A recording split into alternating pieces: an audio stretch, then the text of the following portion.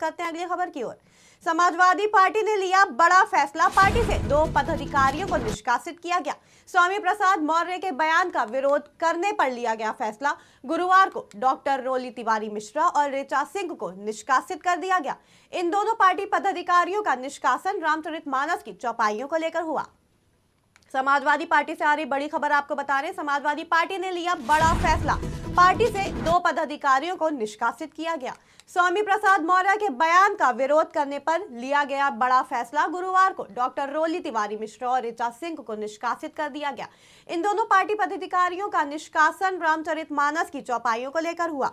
इस खबर पर ज्यादा जानकारी के लिए हमारे साथ जुड़ चुके हैं संवाददाता पंकज तिवारी। पंकज, क्या है ये पूरा मामला? पार्टी के 2 पदाधिकारियों के खिलाफ इतनी गंभीर कार्रवाई क्यों? और जी अभी वो बताना चाहेंगे कि देखिए रामचरितमानस का ये मामला काफी दिनों से प्रदेश में उठ रहा है। इसके पहले भी रामचरितमानस और रामायण को लेकर के बिहार में मामला उठा था, लेकिन जब से यूपी में स्वामी प्रसाद मौर्य जो समाजवादी पार्टी के नेता है उनके द्वारा रामचरितमानस के कुछ दोहों और चौपाइयों पे सवाल खड़े किए गए, उसके बाद से ये मामला और तुल पकड़ता गया और इसी को लेकर के राजधानी लखनऊ में रामचरितमानस की कुछ प्रतियों को कुछ संगठनों ने जलाया भी और यहाँ पे पुलिस ने उनके खिलाफ एक्शन लिया और 11 लोग नामजद हुए, उसमें कई लोग जेल भी गए हुए हैं। लेकिन ये रामचरितमानस का जो मामला है ये कहीं ना कहीं अब थम नहीं रहा है, इससे विवाद बढ़ता ही जा रहा है। भाजपा की तरफ से तमाम तरह की बातें कही जा रही हैं, वही समाजवादी पार्टी के जो स्वामी प्रसाद मौर्य हैं वो तमाम तरह के आरोप लगा रहे हैं कि ये पिछड़े वर्ग के लिए, महिलाओं के लिए जो ढोल गवार शूद्र पशुनारी सकल ताड़ना के अधिकारी जो ये चौपाई है इसके लिए जो है कि वो तमाम आरोप लगा रहे हैं। और इसी के क्रम में समाजवादी पार्टी के 2 पदाधिकारी थे, आपको बता दें कि डॉक्टर रोली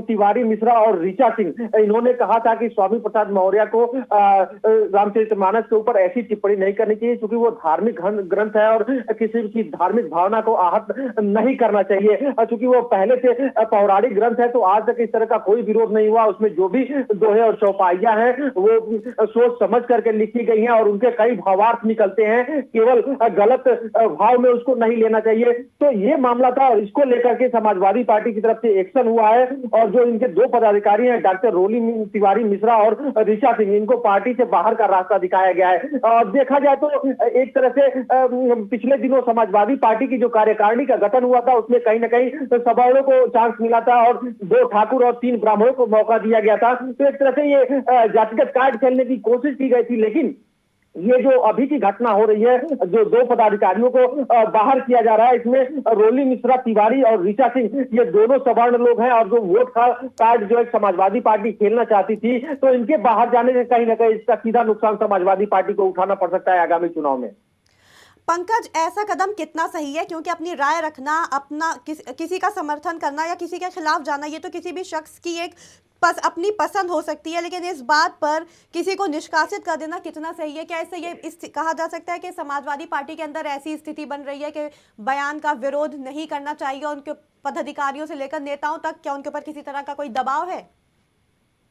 बिल्कुल अफीफा बताना चाहेंगे कि देखिए जब ये स्वामी प्रसाद मौर्य का बयान आया तो उस समय समाजवादी पार्टी की तरफ से सीधे सीधे कहा गया कि ये उनका व्यक्तिगत और निजी बयान है, इससे समाजवादी पार्टी का कोई लेना देना नहीं है और समाजवादी पार्टी हर धर्म का, हर ग्रंथ का सम्मान करती है। यहाँ तक कि इस पूरे मामले में जो बीजेपी है उसके द्वारा और तमाम नेताओं के द्वारा इंडिकेट किया गया, एक तरह से बार बार टारगेट किया गया, जो समाजवादी पार्टी के राष्ट्रीय अध्यक्ष अखिलेश यादव है उनको टारगेट किया गया, लेकिन अखिलेश यादव चुप्पी साधे रहे और कुछ न कहे। तो कहा गया कि जो अखिलेश यादव इस पूरे मामले में राष्ट्रीय अध्यक्ष होने के बाद से अगर जो चुप्पी साधे हुए हैं तो मौनम स्वीकृति लक्षणम, यानी उनकी स्वीकृति है। और भाजपा का यही बार बार कहना है कि अगर जो अखिलेश यादव विरोध नहीं कर रहे हैं स्वामी प्रसाद मौर्य का और उनको पार्टी से बाहर नहीं कर रहे हैं, निलंबित नहीं कर रहे हैं, दंडित नहीं कर रहे हैं, उनके खिलाफ कार्रवाई नहीं कर रहे हैं, तो जरूर कहीं ना कहीं उनका इशारा है और उनके इशारे पे ये काम हो रहा है, ये कथन है भाजपा का। तो देखा जाए तो इस कार्रवाई को अब सीधे सीधे इससे जोड़ दिया गया है कि जो 2 समाजवादी पार्टी के जो 2 पदाधिकारी थे,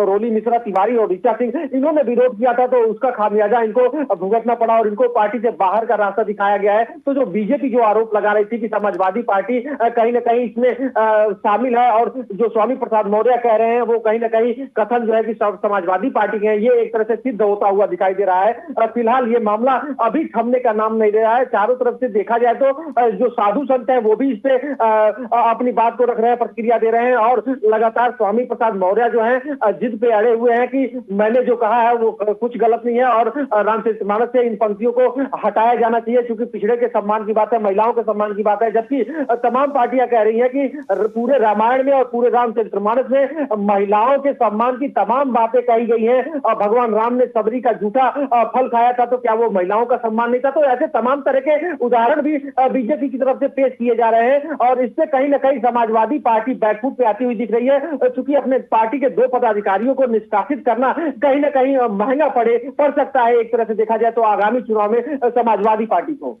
बिल्कुल पंकज, सही कहा आपने कि रामचरितमानस को लेकर जारी विवाद थमने का नाम नहीं ले रहा। वहीं दूसरी तरफ महिला पदाधिकारियों को इस तरह निष्कासित करना, वो भी तब जब महिलाओं को आगे बढ़ाने की बात की जा रही हो, बेशक बहुत सारे सवाल खड़े करता है। बहुत बहुत शुक्रिया हम तक ये जानकारी साझा करने के लिए पंकज। समाजवादी पार्टी से जुड़ी इस वक्त की बड़ी खबर आपको बता रहे थे। समाजवादी पार्टी ने लिया बड़ा फैसला, पार्टी से 2 पदाधिकारियों को निष्कासित किया गया।